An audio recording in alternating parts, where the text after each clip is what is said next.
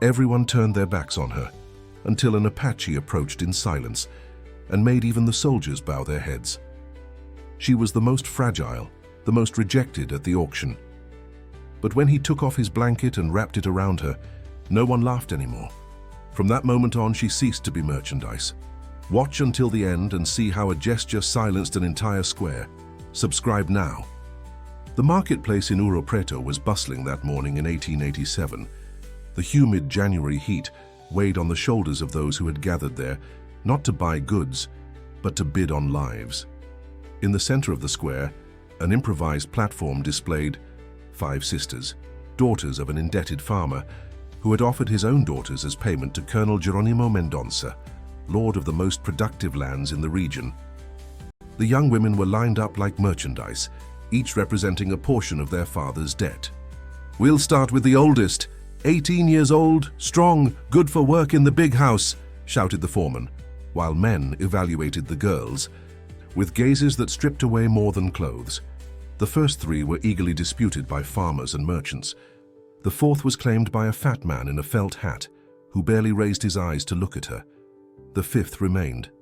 Inae, the youngest, 16 years recently completed, black hair and brown skin, was visibly ill.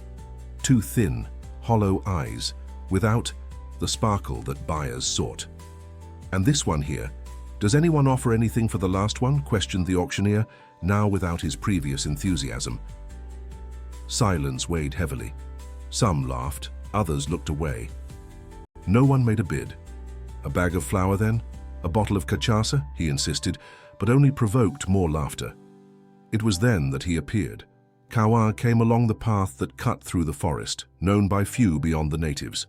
A descendant of the Botocudos who had inhabited those lands long before the first explorers, he survived by hunting and selling medicinal herbs that only he knew how to find. He stopped in front of the platform, ignoring the looks of contempt he received from the white men. His eyes fixed on Inae's.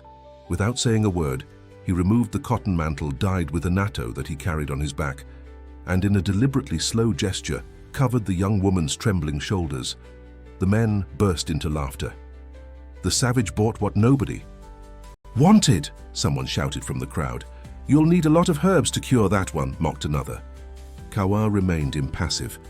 He extended his hand to Inae, who, for the first time in hours, moved of her own will. Her thin fingers found his. The foreman intervened. "Hey, Indian, you need to pay something." Kawa removed from the leather pouch he carried a small package of leaves inside which were pink quartz crystals, rare in that region. He threw them at the man's feet, who picked them up greedily. "It'll do," he muttered, already disinterested. Kawa and Inae left the square at a slow pace, unhurried, like those abandoning something that should never have existed. They walked for hours through the dense forest. Inae stumbled frequently, but Kawa supported her without impatience. When the sun began to set, they reached a small stream. "Rest," he said, the first word he had uttered since seeing her. The deep and serene voice contrasted with the silence of the forest. Inae drank water with cupped hands, feeling the freshness run down her parched throat. "Why did you buy me?" she finally asked, her voice almost a whisper. Kawa didn't answer.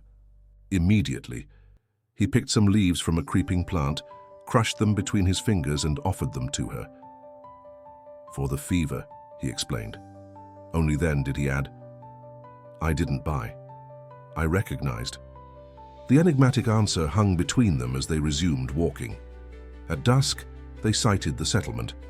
It wasn't as large as the ancient villages of his ancestors, just a few huts arranged in a semicircle, protected by a rocky slope. A girl of approximately 5 years was the first to see them. She ran toward them with the curiosity typical of childhood, but halted her steps upon noticing the stranger. It was Hasi, an orphan taken in by the tribe after a fever outbreak that had taken her parents 2 winters before. "Who is she?" she asked Kawa in her native language. "Someone who needs us," he replied, also in the ancestral language. The adults approached with caution. Tupar, the page with white hair and a face marked by years, examined Inae with eyes that seemed to see beyond the skin. Swamp fever, he diagnosed, and old hunger. Without questions about her origin, without judgments about her condition, the older women led Inae to the largest hut. They prepared an herbal bath, offered cassava porridge and bitterbark tea to combat the disease.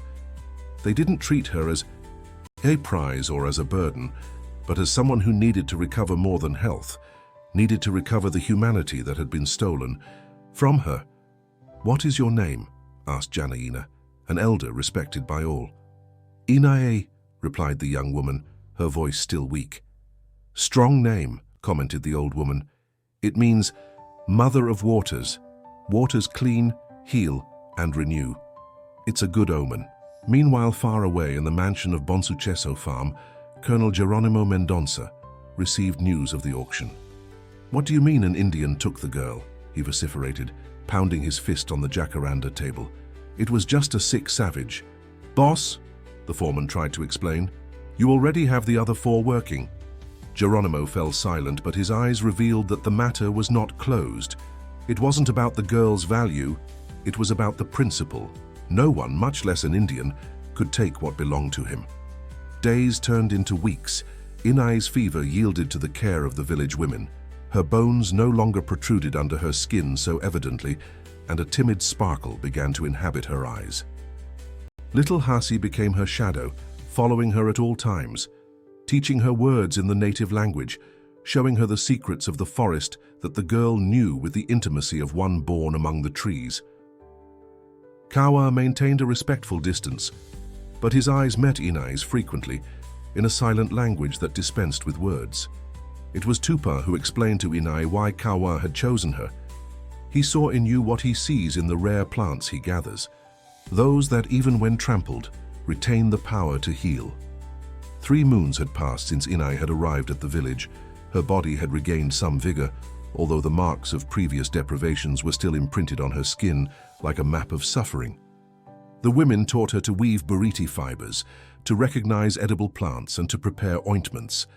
She learned eagerly, like someone recovering the time in which knowledge had been denied to her. "The hands that know how to create heal themselves," said Janaina as she guided Inae's still hesitant fingers in weaving a basket. In the mornings, she accompanied Hasi to the riverbank. The girl, with the innocent wisdom of children, did not ask about Inae's past. Instead, she showed her how to feel the movement of fish beneath the crystal-clear water, how to recognize the birds' songs, how to exist in harmony with her surroundings. "Look, Inae," exclaimed the girl one morning, extending her small cupped hands where a small brightly colored toad rested. "It's a red-bellied kururu. Tupa says it announces the rains." Inae smiled, a gesture that was becoming more frequent.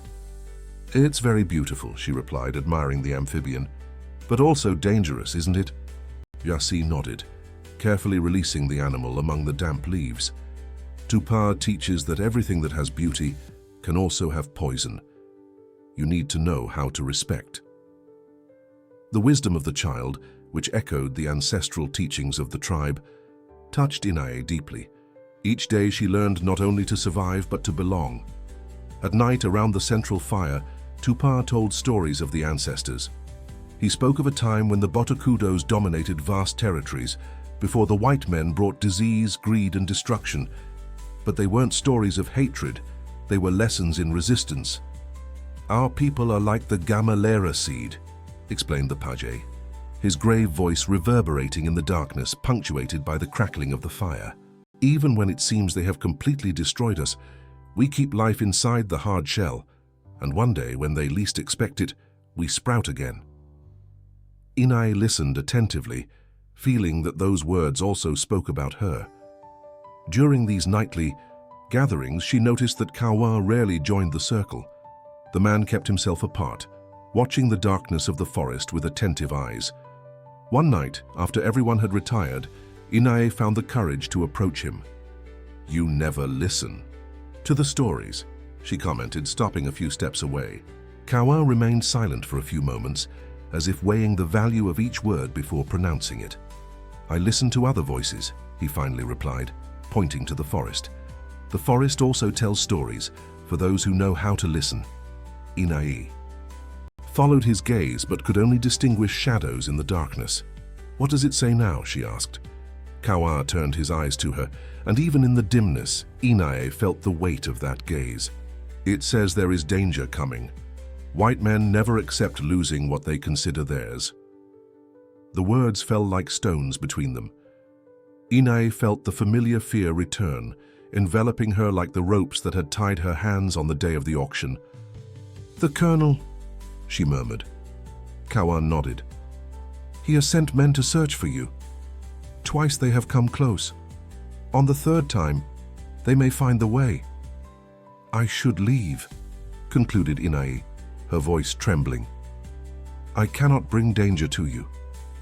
Kawa's reaction was unexpected.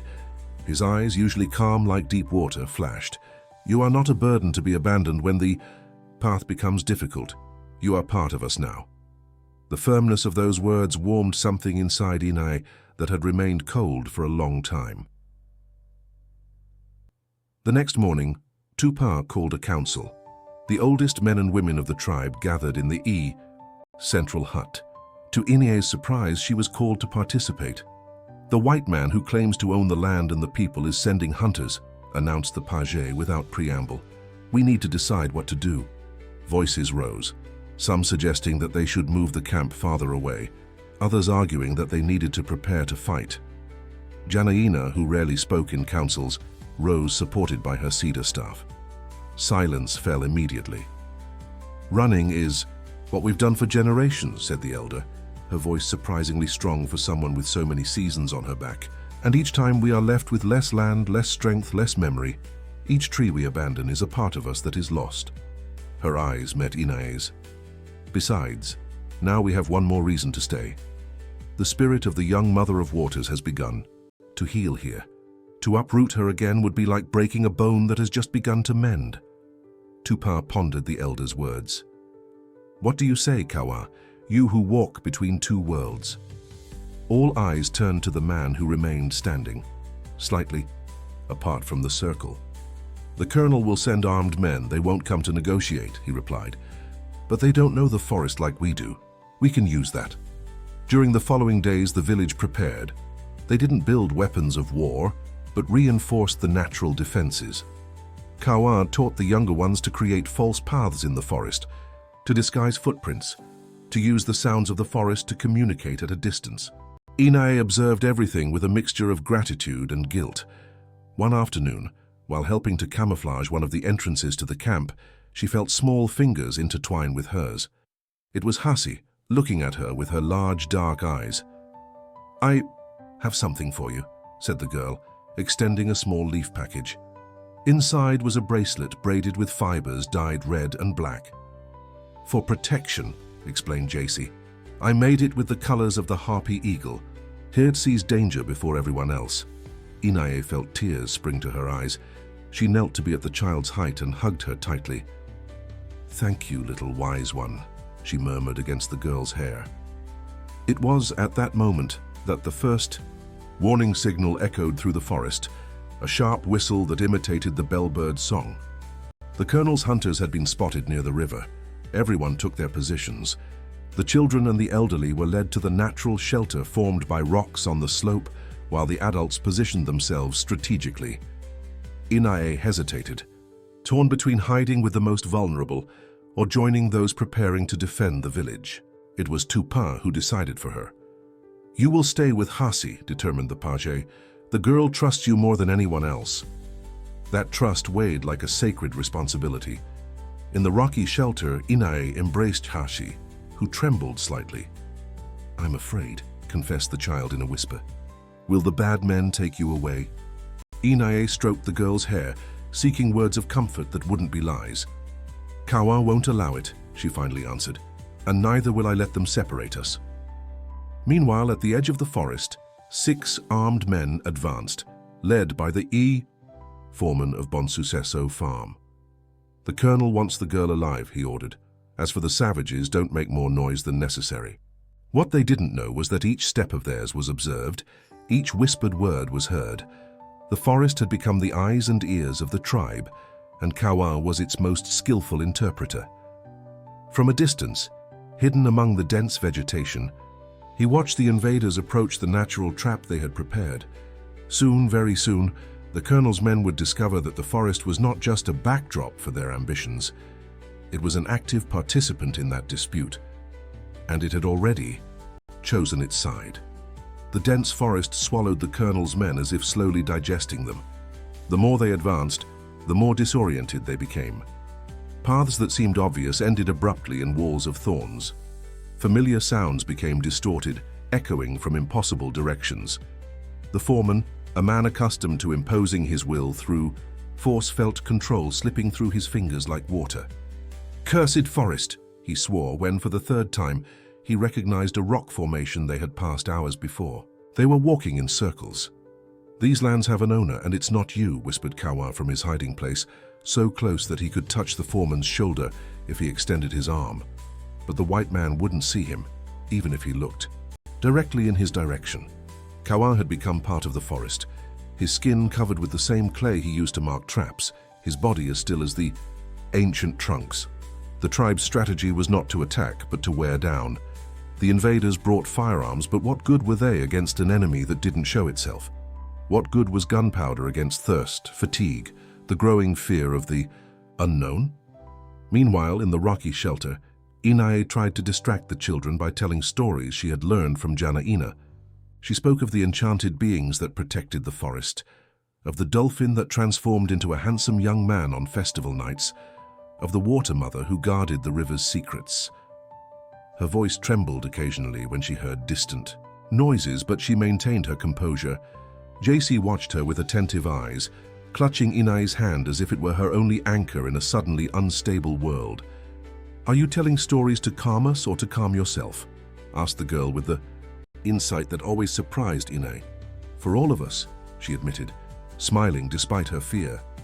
That's when they heard a different, more prolonged whistle, Tupa's signal. The colonel's men had changed direction and were now dangerously approaching the shelter. With no time to seek another refuge, Inae instructed the children to hide in the deepest recesses among the rocks. "Stay in absolute silence, like little jaguars waiting to hunt," she whispered. "Jatsi, you are responsible for keeping everyone quiet." The girl nodded, taking on the mission with seriousness. Inae, for her part, made the most difficult decision. She would leave the hiding place. If the men were looking for her, she wouldn't allow them to find the children.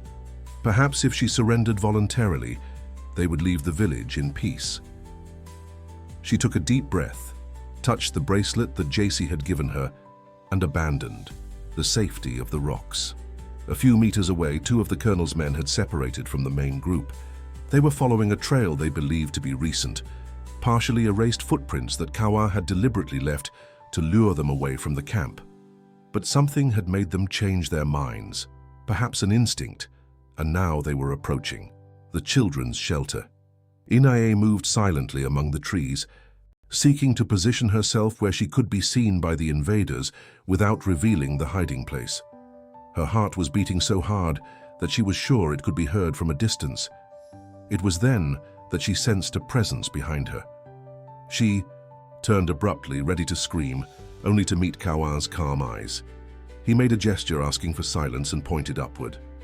Following his gaze, Inae saw Tupa and three other warriors positioned in the highest branches, completely camouflaged, observing the invaders.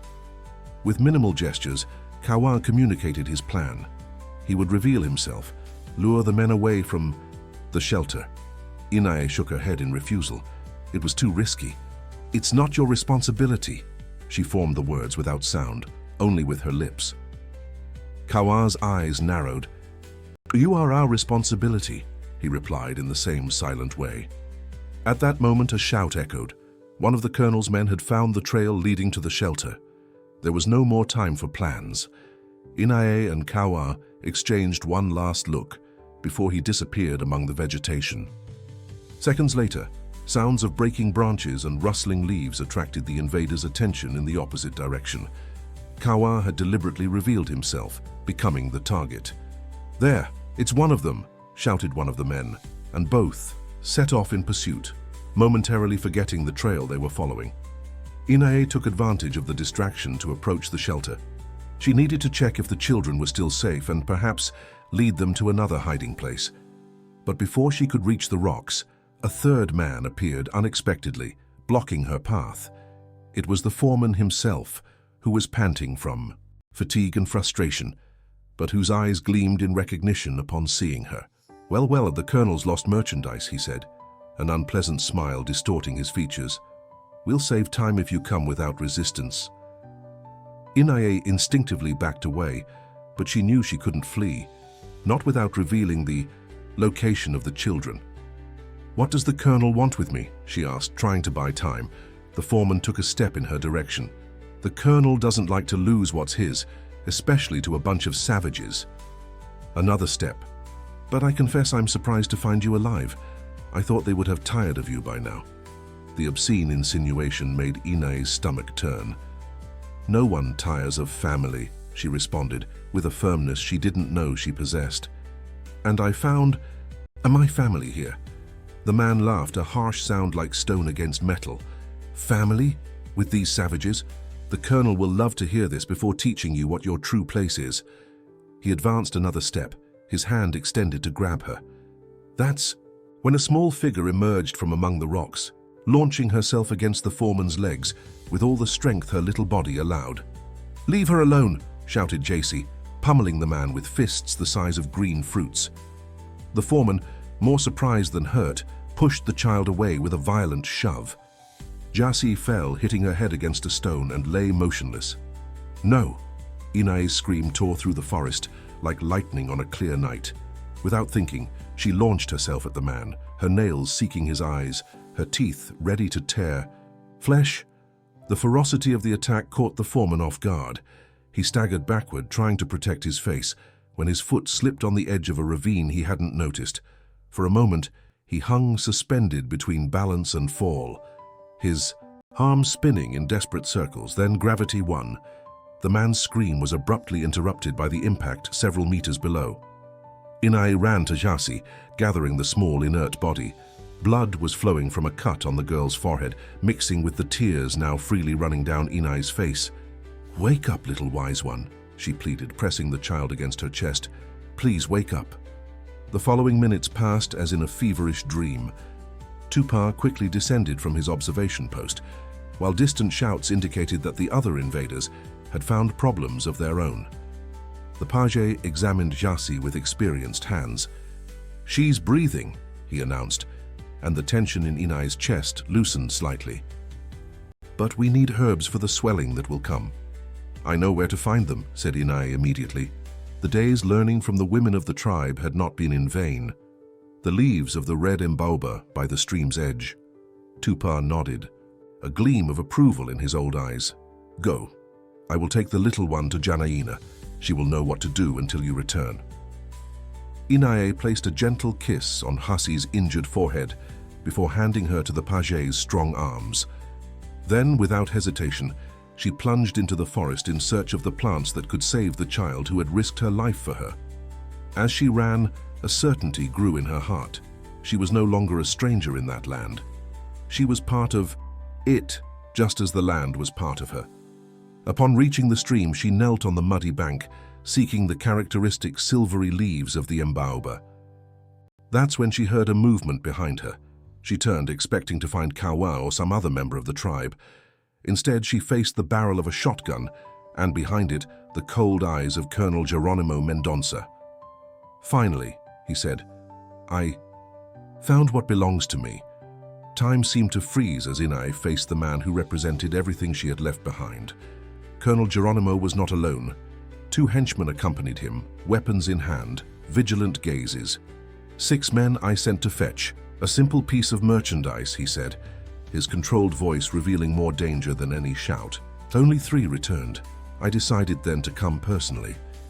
Inae remained kneeling in the mud, her hands still extended toward the embaoba leaves she hadn't managed to collect. She thought of Jacy, injured, waiting for the medicine that could ease her pain. "I am not your merchandise," she replied, surprising herself with the firmness in her voice. "I never was." The colonel smiled, a gesture that didn't reach his eyes, Slavery has ended, say the men from the capital, but here, where the emperor doesn't set foot, my laws still prevail. He took a step forward, the shotgun still pointed at Inae's chest. Stand up. You will return to the farm and compensate for every penny you cost me, every man I lost because of you. No. The word came out like stone, solid and immovable. The colonel's smile disappeared.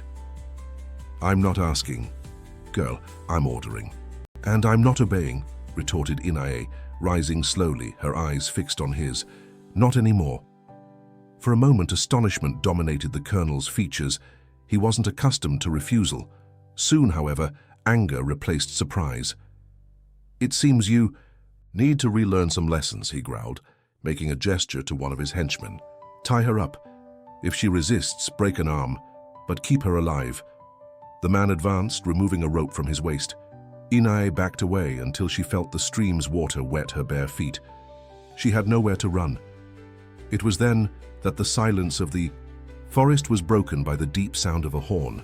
3 long notes, Tupa's signal to gather the tribe in moments of extreme danger. The colonel's eyes narrowed. What is that? Before he could get an answer, figures began to emerge from the forest. Not just Kawa and the warriors, but the entire tribe. Men, women, elders, even children old enough to stand firm. They came from all directions, silent as shadows, forming a circle around the stream. None carried conventional weapons. Only their daily instruments, hunting knives, bows used for fishing, clubs used to knock down fruits. Still, there was an ancestral strength in that. Collective presence that made the colonel's henchmen instinctively back away. What farce is this? Vociferated Geronimo, spinning the shotgun in an arc as if he could keep everyone at bay with a single weapon. Don't you realize you're committing a crime against a citizen of the Empire? Tupa stepped forward, his thin and wrinkled body contrasting with his imposing posture.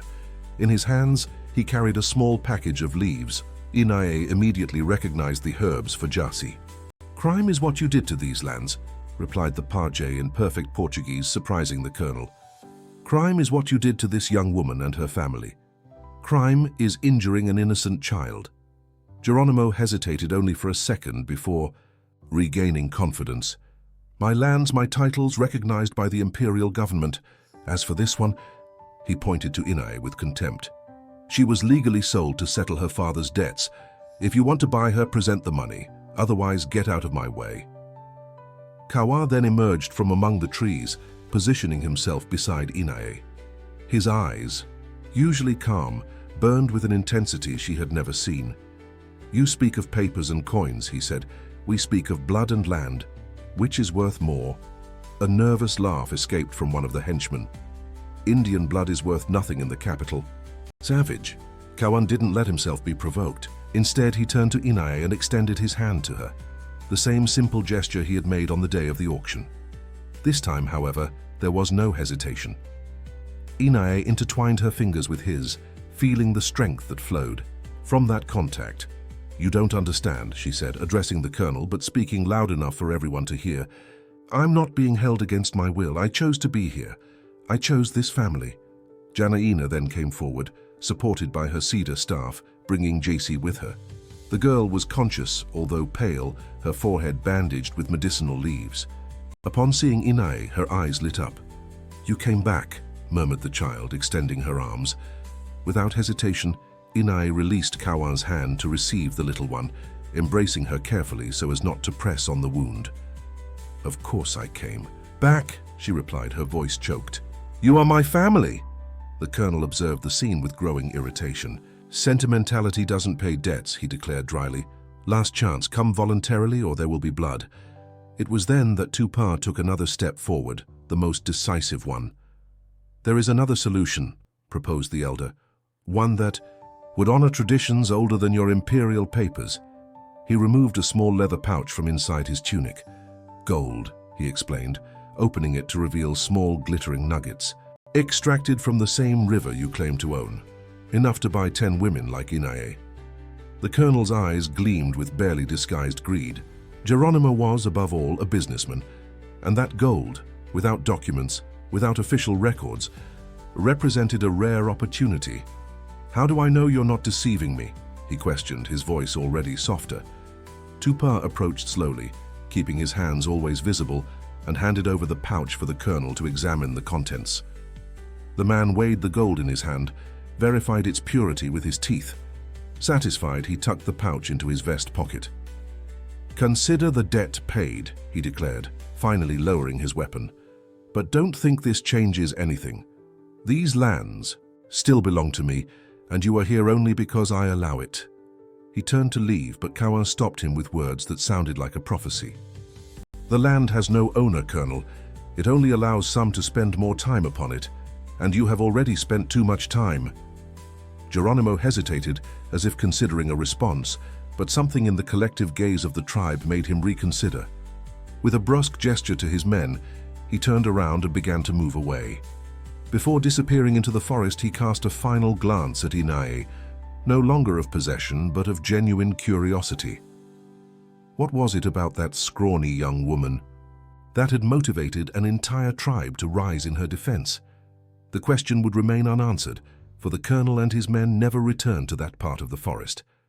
It was said years later that he had sold his lands and departed for Rio de Janeiro, ruined by gambling and failed business ventures. Others said he had died of mysterious fevers after drinking water from a bewitched stream. The truth, as always, remained guarded by the forest itself. When the last sound of the invaders disappeared, a collective sigh ran through the tribe. There were no victory shouts or exaggerated celebrations, just the silent relief of those who escape a storm. Tupar examined Hasi's wound again, satisfied with her recovery. "The little warrior will be well in a few days," he announced, caressing the hair of the girl who still clung to Inae. "She has a strong spirit, like her new sister." That night, around the central fire, the tribe performed a ritual that Inae had never witnessed. Janaina explained its meaning to her. It was the ceremony of belonging, usually reserved for births and marriages. Tupar painted Inae's face with anato and genipap, designs that told her story, not of the past of slavery, but of the woman she had become. "Inae, mother of waters, who is now also daughter of the earth," declared the page, his voice echoing in the starry night. "May the stories of your ancestors run in your blood along with ours." One by one, the members of the tribe approached, touching her hands, offering small symbolic gifts, a macaw feather, a rare seed, a straw braid. When it was Jasi's turn, the girl, still weak but determined to participate, gave her a new bracelet, identical to the first one that had been lost during the confrontation. "So you never forget that you are my sister," murmured the child. Last came Kawa. Unlike the others, he brought no material gift.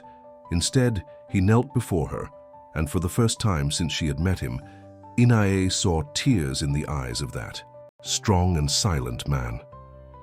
"The day I found you," he said, his voice low, intended only for her. "I didn't save your life. You saved mine. You showed me that there were still reasons to believe." The words, simple but profound, touched Inae like no gift could have. Years passed. The small village grew, not in size, but in strength and purpose. Inae became a respected healer, combining the tribe's ancestral knowledge with techniques she had learned by observing doctors during rare visits to the nearby town.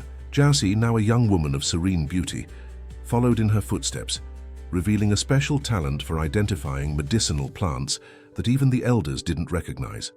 Kawa continued to be the silent guardian, but his eyes no longer carried the shadow of past bitterness.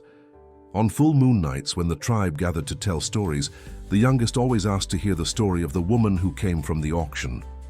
Inae never told it personally. She preferred to let others keep the narrative alive, slowly transforming it into legend. One night, while gathering herbs under the moonlight, Inae found Tupar contemplating the stars. The old page smiled. Upon seeing her, his now almost blind eyes still able to see the essential. "When they brought you, many doubted," confessed the elder. "They thought you would only attract problems." Inae nodded, understanding the weight of that revelation. "And you, what did you think?" she asked. Tupar remained silent for a few moments, as if seeking the right words in the constellations above.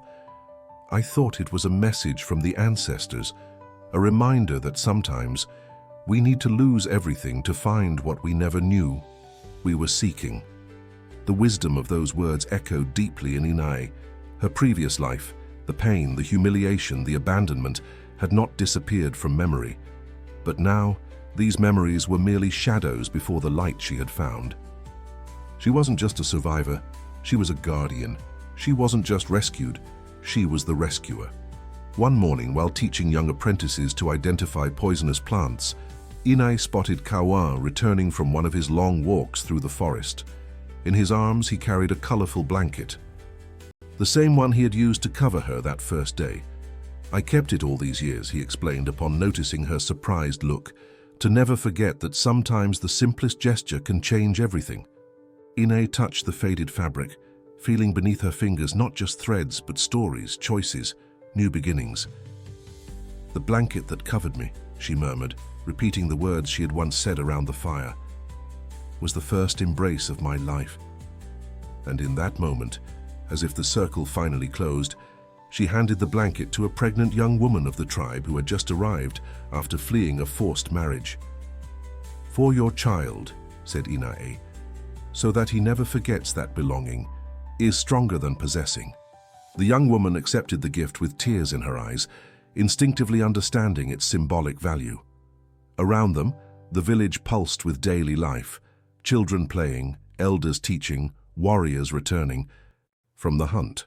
The forest, always vigilant, offered its protective shade, and Inai, who had once been rejected merchandise, was now an inseparable part of that human fabric, not because she had been bought, but because she had been recognized. If this narrative touched your heart as the waters of the river touch the deepest roots, share your own story of belonging in the comments. Each experience is a seed that, when planted here, blossoms in our community. Subscribe for more stories that, like